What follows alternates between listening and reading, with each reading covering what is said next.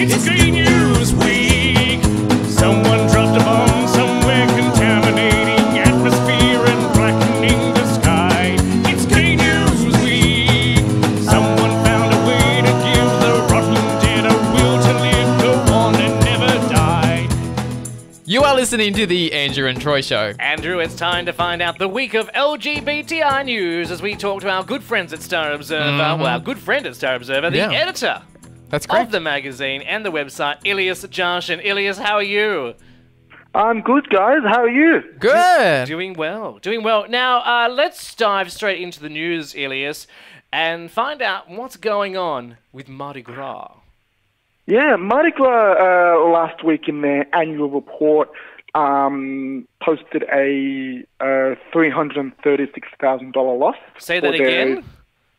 $336,000. Wow. That was their loss for the 2014-2015 financial year. That's not Now, a the reason why loss. that loss That's an annihilation. Yeah. What the hell did they do wrong last year? You know what? It's a bit of an unusual one because their financial year this time around was 15 months as opposed to the usual 12 months. In the past, their financial year used to end on March 31st, straight after the Mardi Gras season. But at last year's AGM, the Mardi Gras board decided to make their financial year in line with every other normal financial year and stuff to would end June 31st.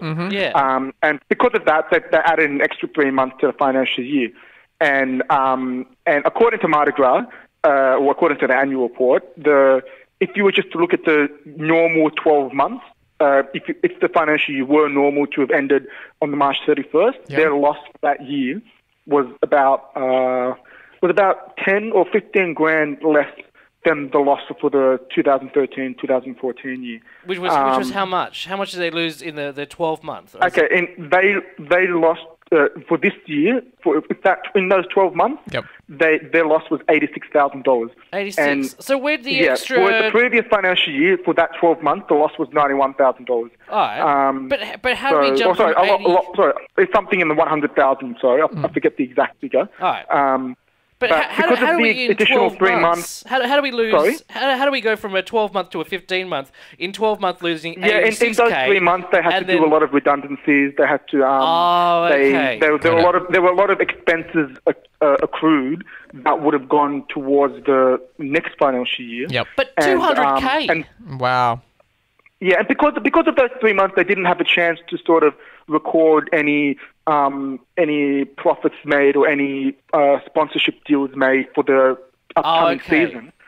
So because of that, that loss does look pretty big. But Mardi Gras is quite upbeat about it. They're quite confident that they're going to have a bigger festival in 2016. They're not making any cutbacks, and you know the parade is still going to be the same size. The party is going to still be the same size. Yeah. There is a chance in 2017 and onwards that the parade might take a completely different route, simply because Sydney is going through a lot of changes, including the construction of trams that could affect the route for the Mardi Gras parade. And it's going to be interesting because 2018 is the 40th anniversary of Mardi Gras. So who knows what's going to happen? And also, even the entertainment quarter is going through changes as well. Mardi Gras is hoping to keep it there, but the EQ is going through some renovations. Like they said, the dome is not coming back. So that's a shame. the size of the party that we had this year is going to be the same size in the immediate future. I did hear a rumour, Elias, and I don't know if you can confirm or deny this, but is Harbour Party happening this year? Look, I've heard that same rumour as well, and I put that question to Mardi Gras, and they denied that that rumour was true. So as far as Mardi Gras is concerned, Harbour Party is still going ahead, Laneway Party is still going ahead, Parade is still going ahead, and the after party is still going ahead, as is Fair Day. So those major events are still happening, and they're going to be the same size. From what I understand, it's the festival, arts and cultural side of the festival that's going to be bigger. So there's going to be more theatre shows, more cabaret shows, more comedy events and stuff like that. More puppets. This year. Sorry? More puppets. Just another excuse. Yeah. So Yeah. So I know, it's interesting, but, Mardi Gras is such a big part of the community, and these every time they release an annual report, it always attracts a lot of media attention. Yeah. And so we'll just have to wait and see concern. what happens in the next year. I mean, the new CEO, Michelle Bauer, is confident that Mardi Gras will be back in making profits from, hopefully, from the 2016 festival onwards. The last time they made profit was when it was in 2013, the same year when Kylie Minogue performed. Yeah. And that was a big deal then, because they had five consecutive years of losses up until then. And so I think these ebbs and flows are expected with organisations like Mardi Gras. But we'll just have to wait and see. Yeah. Now, something you just said earlier, in 2018, it's going to be the 40th anniversary of Mardi Gras. In 2019, I hear it's going to be the 50th anniversary of the Stonewall riots, which happened in New York. And good news for New York, in 2019, they're hosting the World Pride. Yeah, I reckon that's fantastic. I'm already looking to sort of book my holiday in New York in 2019. It's a big deal because, as most people know, the Stonewall riots of 1969 is like a pivotal moment in the gay liberation movement of the 50s and 60s. Yeah, the global. It affected the globe, not just America. Yeah. I mean, there were riots and protests and stuff like that in the lead up to the Stonewall riots, but the Stonewall riots was such a big turning point in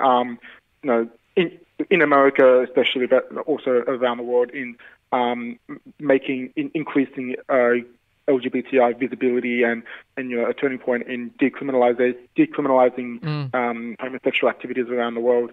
And Stonewall riots was also the birthplace of Pride events around the world. So it's quite apt that World Pride is hosted in New York on the 50th anniversary of Stonewall. And look, I've been to New York Pride. I went there in 2013, and it was amazing. And I hear it's very different to Mardi Gras in Sydney.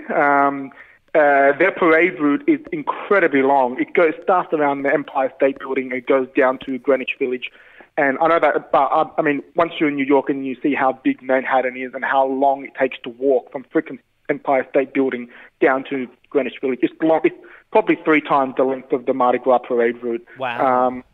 And it's a huge number of people go to line the streets to watch the parade, and it's incredible. Like it's amazing. Yeah. The after party on the Hudson River isn't nowhere near as big as the Mardi Gras after party, I have to say. But yeah, it's such a I think personally, I reckon every gay man needs to make a pilgrimage to the New York Pride at some point in their life. I think so, and it's a 3-month-long event from what I read. 2 months. 2 months. Sorry, 2-month-long event. Yeah.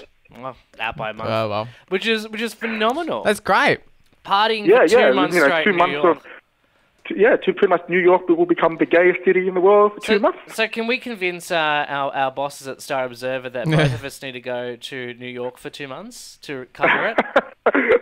I'll advocate for that. Yeah. We can do it in the company purse. I'm sure. Look, we'll be able to get some help from maybe the radio station. That's right. We can broadcast live every day from New York. The 3 of us will just get a penthouse. We'll be fine in New York somewhere. We'll get OX Gold to chip in and Star Observer to chip in. The 3 of us will go. Hey, there we go. OX can pay for Andrew. Star Observer can pay for you, Elias, and they can both chip in half for me.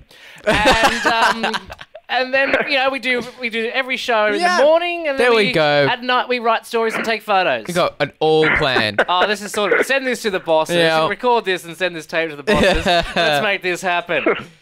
Although knowing our luck, they'll give it to someone else, like they do always. Anyway, Elias, thanks so much for chatting the week in LGBTI news. StarObserver.com.au, your source for daily news or daily LGBTI news. Elias, we'll chat to you next week. Thanks for having me on, guys.